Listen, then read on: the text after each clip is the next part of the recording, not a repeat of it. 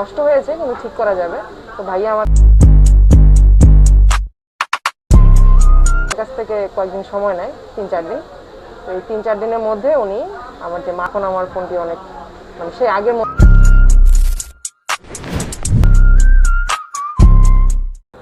Hello everyone, আসসালামু আলাইকুম ওয়া রাহমাতুল্লাহ। চলে আসলাম বরাবর চায়না টেলিকম থেকে আবার একটি কাস্টমার সার্ভিস রিভিউ নিয়ে। তো আমার হাতে দেখতে পাচ্ছেন একটি ফোন, এটা হচ্ছে স্যামসাং একটি মোবাইল। তো সাথে এক আপু আছেন, তো উনি এই ফোনটা নিয়ে আসছে, বিভিন্ন জায়গায় ঘোরাঘুরি করেছে, দেন হচ্ছে আমাদের শপে চলে আসছেন। এখন আমরা কাজটি করেছি, এখন আপুর কাছ থেকে জানবো যে আমার এই কাজটি কেমন হয়েছে এবং সার্ভিসটা কেমন পেয়েছে। আপু যদি একটু বলতেন আমাদের কাজটা কেমন হয়েছে এবং সার্ভিসটা কেমন পেয়েছে। আমি আমার ফোনটি নষ্ট হয়ে যাওয়ার পরে আমি লোকাল এক দোকানে দেখাই। তো সেখান থেকে আমাকে জানানো হয় যে মাদারবোর্ড নষ্ট হয়ে গেছে, প্লাস হচ্ছে ব্যাটারি নষ্ট হয়ে গেছে, এই ফোন আর কোনোভাবেই ঠিক হবে না, এই ফোনটা ফেলে দিতে হবে। তো আমি ফেসবুকে দেখলাম যে চায়না টেলিকম। তো সেখান থেকে আমি নাম্বার নিয়ে যোগাযোগ করি, যোগাযোগ করে আমি আমার নিকটস্থ যেটা মোতালেব প্লাজা সেখানে আসি।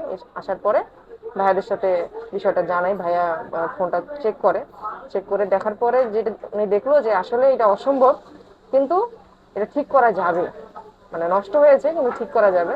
তো ভাইয়া আমার কাছ থেকে কয়েকদিন সময় নেয়, 3-4 দিন। তো এই 3-4 দিনের মধ্যে উনি আমার যে মাদারবোর্ডটা ফোনের সেটা কমপ্লিটলি ঠিক করে দিয়েছে এবং এখন আমার ফোনটি অনেক মানে সেই আগের মতোই অবস্থায় ফিরে এসেছে। আসলে হচ্ছে আমরা কি করি যে যাদের অনেক জটিল সমস্যা থাকে আমরা তাদের কাছ থেকে কিছু সময় নেই। আমাদের চায়না টেলিকম থেকে বেশিরভাগ মানুষই হচ্ছে সময় দেয়, ইভেন হচ্ছে আমাদের কাজ সাকসেস করে দিই। দেখা যায় হাতে কোনো 1-2 জন ফিরে যায়, তারপর আমরা চেষ্টা করি পর্যাপ্ত পরিমাণ সময় দিয়ে তার কাজটা সাকসেস করে দেওয়ার। তো যাদের হচ্ছে এই ধরনের সমস্যা আছে যে কোথাও সলভ হচ্ছে না, আমাদের চায়না টেলিকম অবশ্যই সলভ হবে।